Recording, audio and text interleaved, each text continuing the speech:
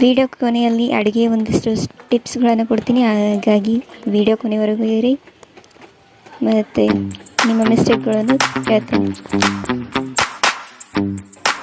3 ಚಮಚ ಎಣ್ಣೆ, 3 tea spoons of oil, ಜೀರಿಗೆ, ಸಾಸಿವೆ, ಚಿಟಿಕೆಯಷ್ಟು ಅರಿಶಿಣ, ಇಷ್ಟು ರವೆ, 2.5 ಟೀ ಸ್ಪೂನ್ ಉಪ್ಪು, ತವಲೆ ಎಣ್ಣೆ 3 ಟೀ ಸ್ಪೂನ್ ಹಾಕಿದ್ದು.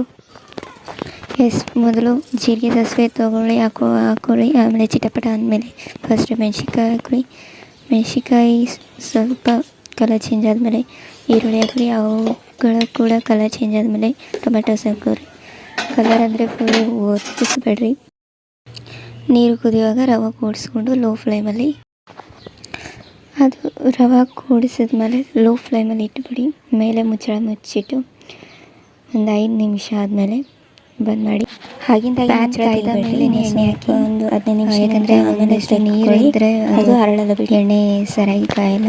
ಆಮೇಲೆ ಎಣ್ಣೆ ಹಾಕಿ ನೆಕ್ಸ್ಟ್ ಆಮೇಲೆ ತರಕಾರಿಗಳು ಹಾಕಿದ್ಮೇಲೆ ಅವು ಸ್ವಲ್ಪ ಕಲರ್ ಚೇಂಜ್ ಆದಮೇಲೆ ನೀವು ನೀರು ಹಾಕಬೇಕು, ಸರಿಯಾಗುತ್ತೆ. ನೀರು ಹಾಕಿದಾಗ ಮುಚ್ಚಳ ಜಲ್ದಿ ಇದರಿಂದ ಉಪ್ಪೆಷ್ಟು ಪರಿಮಳವಾಗಿರುತ್ತೆ.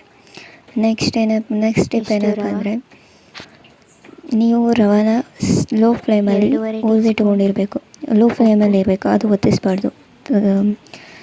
ನಿಮ್ಮ ಕಾಯಿಪಲ್ಯ ಕೂಡ ಇವಾಗ ಚಾಪ್ ಮಾಡ್ಕೊಂಡಿದ್ದನ್ನು ಎಣ್ಣೆಯಲ್ಲಿ ಹಾಕ್ತಿರೋ ನೋಡಿ, ಅದನ್ನು ಒತ್ತಿಸ್ಬಾರ್ದು. ಒತ್ತಿಸಿದರೆ ಟೇಸ್ಟ್ ಚೇಂಜ್ ಆಗುತ್ತೆ. ನಮ್ಮ ರಾಜನು ಕುಕಿಂಗ್ ಚಾನಲ್ಗೆ ಸಬ್ಸ್ಕ್ರೈಬ್ ಆಗಿ. ನೆಕ್ಸ್ಟ್ ವಿಡಿಯೋದಲ್ಲಿ ಸಿಗ್ತೀನಿ. ಬಾಯ್.